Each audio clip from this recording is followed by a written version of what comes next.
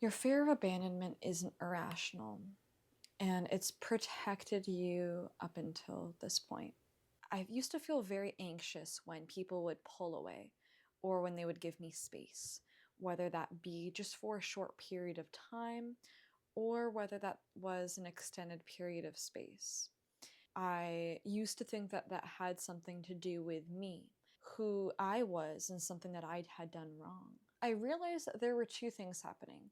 One, I had attracted a emotionally unavailable person into my life, and in fact, they were being avoidant and distant as a fault of the avoidant attachment style, or I was overthinking it and I was so used to people leaving that even the slight bit of distance would give me anxiety. And today I want to talk about how I healed the fear of abandonment.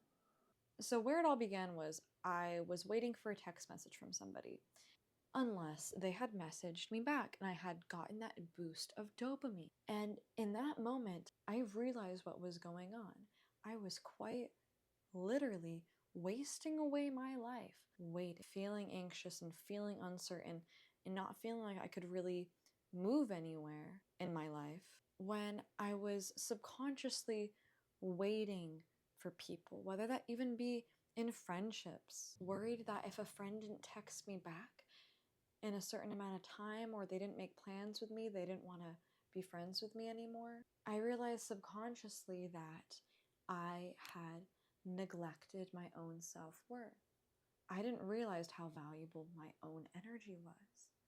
And this all begins in childhood. When in childhood, we don't feel seen from our parental figures. Mom or dad didn't give us the emotional or physical attention that we needed in order to feel secure. Maybe one or both of them abandoned us. And therefore, that subconscious fear of someone in relationship or friendship abandoning us is something that we are subconsciously looking out for and subconsciously used to. Maybe you felt this. You feel a shift in someone's tone and then you overthink, you overanalyze, and you panic, and then you maybe double or triple or quadruple text them, and then feel ashamed for feeling too much. But the truth is, you're not too much. You're just carrying old fears and old wounds that are creating triggers within you. The most important thing throughout this entire process is to practice self-compassion, loving yourself completely and entirely, and holding your younger you's hand and also your older you's hand. Realizing and recognizing that you have your own back.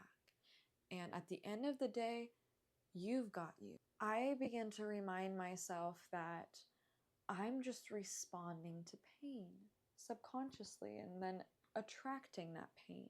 But there is nothing ever really wrong with me. It's all a trauma response, and it's quite calculated and makes a lot of sense why we would be reacting these ways. We can actually communicate to ourselves that our nervous system isn't overreacting. It's protecting us. But we can teach it something new. We can begin to heal the fear of abandonment by reminding and embodying safety and security. How do we do that? We connect with our higher power.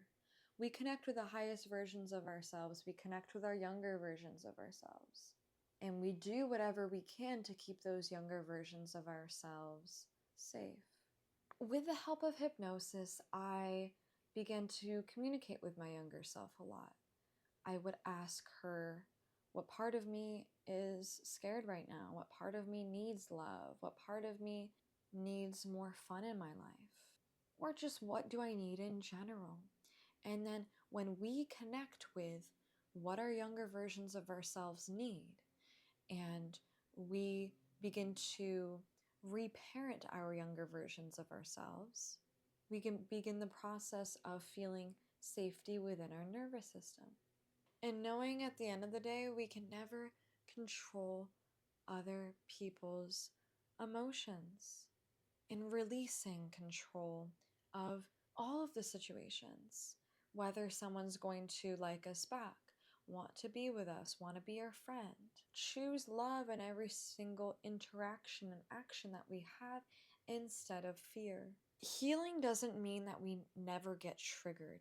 It means that when we experience specific triggers, we are able to observe them without judgment and with non compassion.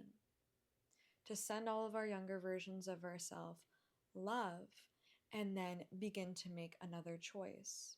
Hi, my name is Antonia. I help people release anxious attachment and feel calm and secure within themselves with the help of hypnotherapy.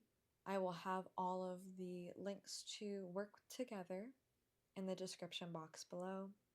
Thank you so much for watching. I hope you have an amazing rest of your day. Bye.